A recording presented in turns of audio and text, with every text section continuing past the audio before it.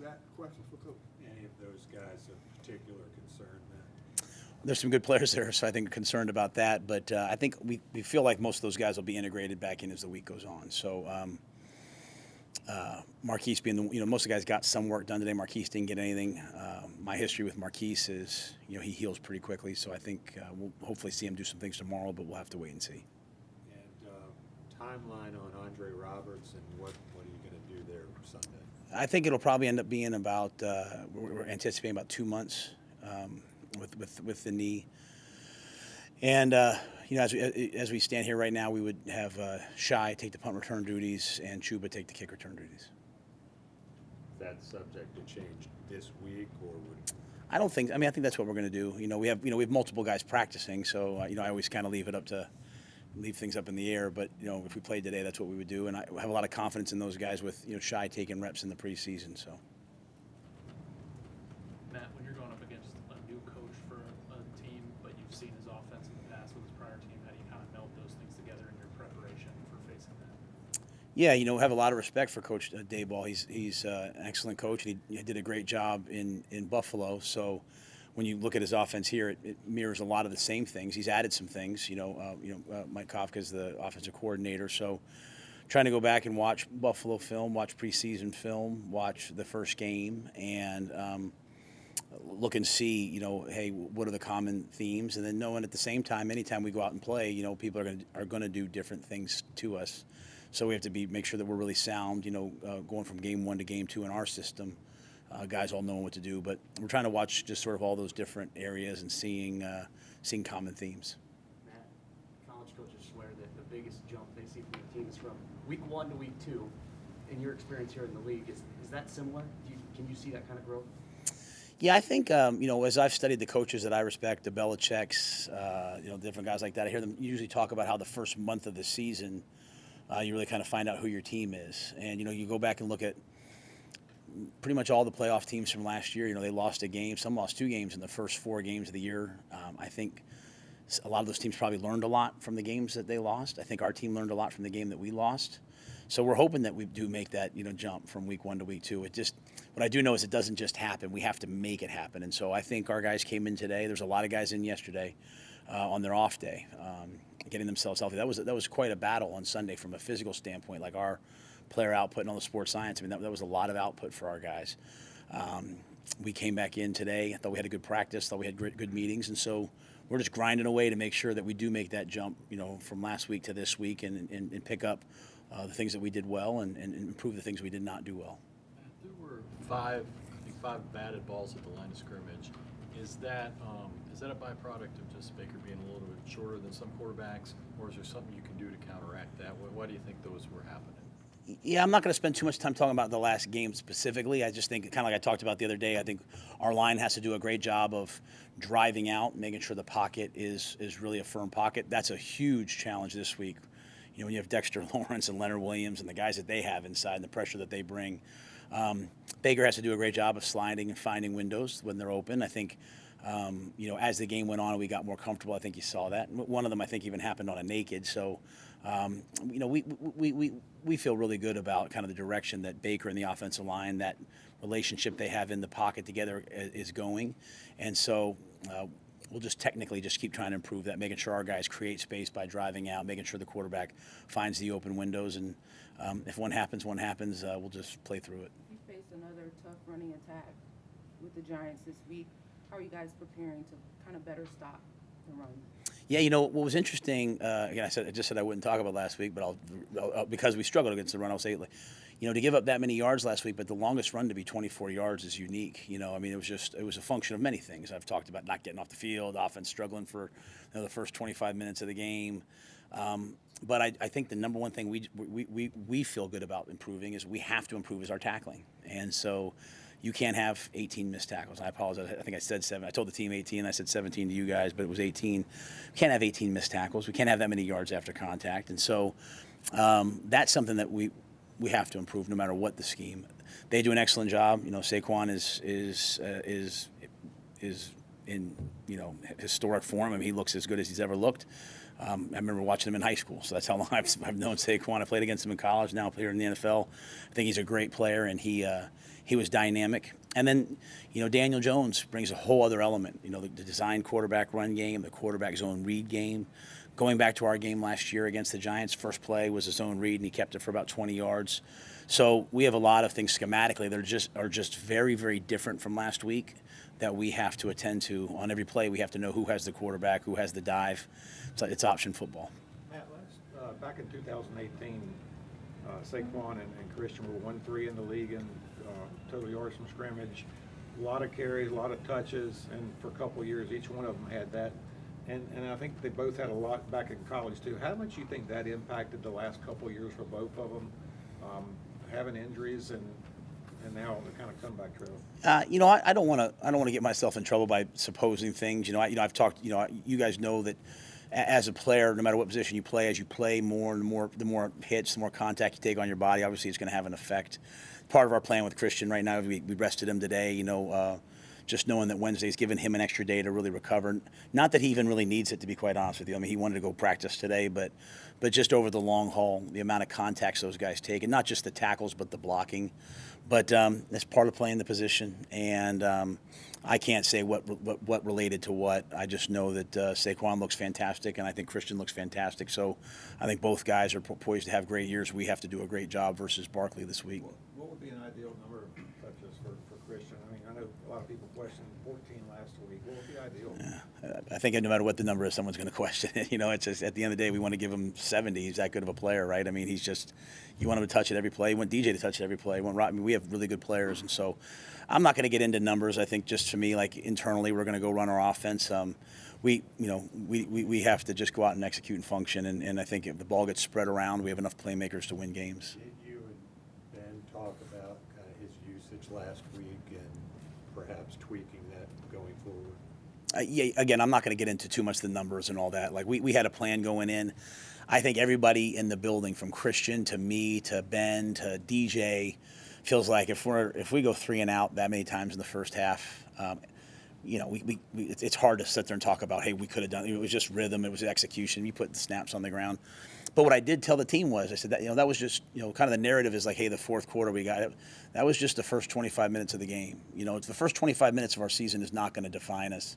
The second 35 minutes, we got the ball with 5 minutes left in the second quarter. DJ hit the reverse. Tommy hit the thing, went down and scored. We scored on 4 out of the next 5 possessions. I think we averaged 7.7 yards per play. So once we kind of settled in for the rest of that game, we looked the way we wanted to look. Going back to even I think your question of, hey, what's your identity? Kind of that was what it was. So the usage will be different every week. We're going against Wink Martindale, one of the best coaches. He's going to take something away, and the whole point for us is to have an offense that, if you take this away, we need to be able to go to this. If you take this guy away, we need to be able to go to that. And so we're putting a plan together. I hope Joe to allow us to do that. And Matt, will Wednesday be a usual day off now for Christian every week? Depending on the week, but I think that's kind of our plan is just, hey, take those hits off him on Wednesday and get him out there Thursday, Friday. Lavisco was inactive on Sunday. The reason for that? I think you guys asked me after the Monday. I just think he's just not ready yet, doesn't know it yet. I'm hoping he plays this week. Yeah, he's coming along great. I mean, he was out there today. I mean, he's getting lined up. He's really a smart guy and he's working hard. So then you have guys like Terrace who want to play, and so we have great competition. We were carrying Andre as a returner who could also add value in the receiver room. With him being gone, it kind of changes the numbers. So we'll have to see how that plays out. Do we go with another tight end? Do we go with another receiver? Those are all things that we're looking at as we look at our game plan. Will he be considered in the return game as well as a possibility? I think he's somewhere we're going to start to work. He has a couple kickoff returns in his time in Jacksonville. When they were in a 2-returner system, he can certainly catch the ball. So he's another guy that we have active. DJ can catch punts when need be. Christian can catch punts when need be. But we feel really good about Shy. Coach, you mentioned Wink's defense and what he brings to the Giants. How would you describe their defense apart from what you've seen from them in the first game? Well, I think Coach Martindale does a great job. First of all, they have great interior players, great big bodies, and they're gonna overload. They can play nickel and still overload the run with just their size and strength and stoutness. I mean, to me, Leonard Williams is one of the premier players in the National Football League. They'll get Thibodeau back. They'll get Olajari back. Jihad Ward. They've got a lot of really good players in their front seven. And we had a chance to practice against Coach Martindale when he was at the Ravens last year. Had a chance to see that up close. Excellent defense, excellent run defense. They played the Titans and held them under 100 yards rushing. That's hard to do. And so present a lot of challenges. And then you get to third down, you get to the 2 minutes. Their willingness to bring exotic blitz packages, to play zero, to outnumber you and hit the quarterback. It's his philosophy, and it's a good one. And so presents a lot of challenges. You have to find ways to protect your quarterback, and you have to find ways to run the ball in the creases in there with all those big men. He started outline at center week 1. Bozeman was working back from an injury. Would you keep that the same this week, or would you consider starting Bradley? I think no, that's the same lineup. We have the same lineup, same 5 are starting right now. I think Bradley's getting back in the groove and in the rhythm, and but I think Pat played well. Take away, it's like anything else, guys. Something goes wrong. It's easy to say it was this guy, it was this guy. Sometimes it was a lot of things, and so I thought Pat did a lot of good things in the game. I came away from the game really pleased with the stoutness of our guards and center in the protection game. There's been times when we've won. We beat the Jets last year, but we took a lot of hits up the middle. I thought those guys played well, so we're just going to keep improving. Matt, go ahead. You have several guys who are with you, with the Giants on this staff. Why was that important, just bringing those guys in? And then also, have you tried to adopt some of Coach Coughlin's philosophy in your program? Yeah, well, I think if you worked for Coach Coughlin and you were here, you'd say a lot of what I believe in and what I do and all those things is from Coach Coughlin. I think Coach Coughlin, in my career, was one of the fundamental turning points for me of who I am as a coach. And I think, like I said, everyone kind of knows like the stern Tom Coughlin, but he's a genuine, amazing human who takes care of people, and I learned a lot from him. And so, the hiring process was unique for me. The first guy I hired when I got here was from that staff was Al Holcomb. And Al and I just spent a year together. Our offices were next to each other. He was on defense. I was on offense. But I knew Al had been here in Carolina. And so part of it for me was like, hey, how do I, who knows the ins and outs of Carolina? And so Al was, was leaving Cleveland. I was able to hire him. So to me, it was less about New York and more about, hey, help me, integrate myself here and what it means to be a Carolina Panther. As time went on, Sean was available, then Kevin was available, brought those guys in, and then when the time came hiring Ben, and then just kind of some of the natural fits he had, having previously worked with those guys, it just was a good fit. So those guys all know what it means to be 5 minutes early to every meeting and wear a collared shirt every day and all those different things that Coach Coughlin instilled in us, and to be a professional. But the biggest thing about Coach Coughlin was that the player's well-being, a player's future, that always came first, and that's why I think the players played for him. Matt, you've obviously been a first-year head coach before. I'm curious your thoughts on Brian Daboll's decision to go for 2 there, the outcome. They obviously had to have a kick get missed, but essentially what a win like that can do for a program. Yeah, I can't speak for them. I was watching the game. I was sitting at home, and I have, obviously, we had the end of our game, and you're kind of trying to still process that, and you're watching that game, and at the end of the day, he put the ball, in Saquon's hands. I have a lot of respect for that. To me, you get those crucial moments, you put the ball in your best player's hands, and a lot of times people talk about play calling and all those different things.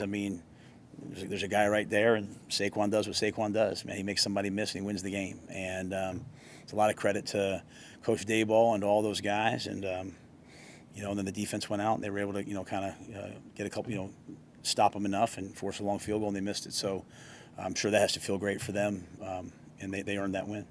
All right, hold on, we'll take 2 more questions. Matt, I know it's not that of a pleasant memory, but what's your takeaway or memory from last year's, the 25-3 loss to the Giants? I feel like that was one of the games you were more concerned about than most last season. Yeah, I don't know necessarily. Obviously, Coach Judge was the head coach, and I don't know necessarily what how much that game moves forward to this one. I just think at the end of the day, Daniel played really well in that game, both running the ball and making key completions, and so I think we saw what he's capable of. That was a game that was 5-3 for a very long time, and I think in the end we just kind of panicked a little bit on defense, gave up a play, and then it just was kind of got away from us in the end. But that was a game that was close for a really long time. We had our chances, but this is a whole new year. I think our guys are obviously disappointed from the last game, but excited to go play again. And anytime you have a chance to play a team that won their first game, you're playing a good team, and so I think our guys are excited about that. They've certainly studied them. Where would you expect, or where would you want to see Baker make his biggest jump week 1 to week 2? It's a good question. I just think there's a lot of honestly, and I go back to that whole thing, and that whole kind of 25 minutes versus the second 35 minutes, and I think it's all those little things that happened early on. I mean, it's like the first play of the game. It's like supposed to take a 3-step drop, I take a 5-step drop a little quick. The wideout's supposed to run 4 steps, he runs 2 steps. The tackle slides inside. Just a bunch of little things. Doesn't mean we're not good players, and doesn't mean we don't have a good system, and doesn't mean we don't know how to execute. It just means we got in the game and we were a little fast. As John Wooden would say, be quick but don't hurry. And I think we hurried a little bit. Once we settled down, I mean, again, the 7.7 yards per play that we averaged on offense over the last 35 minutes. Now, we didn't do it for the whole game, but once we kind of got going, that would have been third in the league last week. So I just think the message to all of our guys is like, hey, let's catch our breath. Let's just all these little things. Let's play each play. I'm sure Baker would love to have that interception back. But it wasn't like an egregious decision. It just was, he missed the throw and the receiver was a little tighter. So I thought he did a lot of good things. I just want to see him go out there. That first game's out of the way here as a Carolina Panther. All the hubbub around the game's out of the way. Let's just go play ball and let's play football. And I think that the team has that attitude right now. Were you okay with his decision? In the game? Yeah, The checks and the RPO reads.